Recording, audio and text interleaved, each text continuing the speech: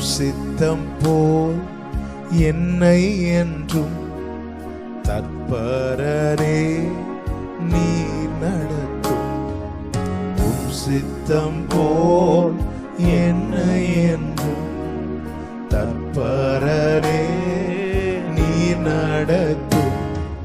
என் சித்தமோ ஒன்றும் வேண்டாம் என் பிரியனே என் இயேசுவே. என் சித்தமோ ஒன்றும் வேண்டாம் என் பிரியனே என் இயேசுவே. திருமார்பில் நான் சார்ந்திடுவேன் மறுபிரயாண காலம் வரை. திருமார்பில் நான் சார்ந்திடுவேன்